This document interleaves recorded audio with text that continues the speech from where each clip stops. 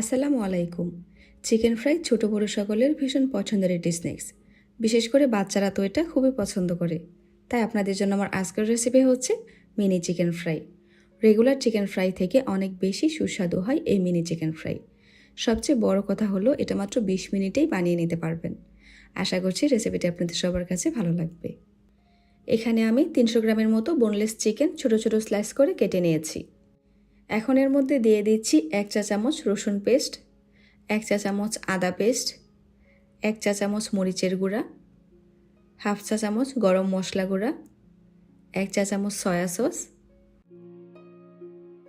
Half চামচ লবণ আর একটা ডিম। হাত দিয়ে চিকেনের সাথে সমস্ত মশলা মাখিয়ে নিচ্ছি। এখানে ডিমটা দেওয়ার ফলে চিকেনটা ফ্রাই করার পরও ভিতরে জুসিনেসটা বজায় থাকবে। মাখিয়ে নেওয়া হয়ে গেছে। এখন এটাকে 10 মিনিটের জন্য রেস্টে রেখে দিব।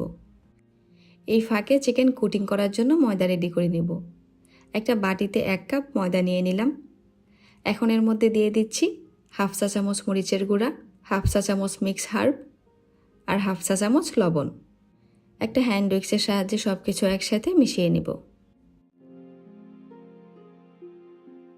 এদিকে 10 মিনিট পর চিকেন খুব ভালোভাবে ম্যারিনেট করা হয়ে গেছে, যেহেতু এগুলো যথেষ্ট ছোট ছোট করে স্লাইস করা হয়েছে। এখন এখান থেকে কয়েক পিস নিয়ে ময়দার উপর বিছিয়ে দিচ্ছি। যেহেতু এগুলো ছোট ছোট তাই একটা একটা করে না করে বেশ কয়েকটা স্লাইস একসাথে নিয়ে এইভাবে কুটিং করে নিচ্ছি।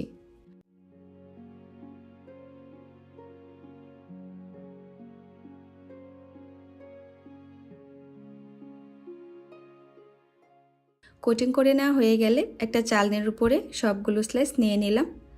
এখন হালকাভাবে একটু ঝাঁকি দিয়ে বাড়তি ময়দাটুকু ফেলে দিচ্ছি। তো একটা ব্যাচ ভাজার জন্য রেডি হয়ে গেল। চুলায় একটি প্যান বসিয়ে পর্যাপ্ত তেল গরম করে নিয়েছি। এখন চিকেনের স্লাইসগুলোকে তেলের মধ্যে দিয়ে দিচ্ছি। চুলার আঁচটাকে মিডিয়ামে রেখে এগুলোকে ফ্রাই করে নিব।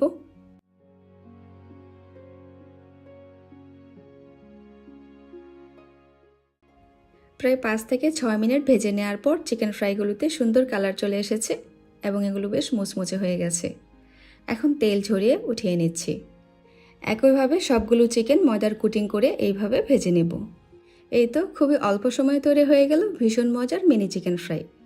বাচ্চারা তো এই চিকেন ফ্রাইগুলো খুবই পছন্দ করবে, সাথে সাথে বড়রাও। এই চিকেন ফ্রাইগুলো উপরটা ক্রিস্পি এবং ভেতরটা একদম জুসি। যদি আমার সহজ এই রেসিপিটি আপনাদের কাছে ভালো লেগে থাকে তাহলে প্লিজ একটি লাইক দিবেন। পরবর্তী রেসিপিগুলো দেখার আমন্ত্রণ রইল। আজকে এখানে বিদায় নিচ্ছি। আল্লাহ হাফেজ।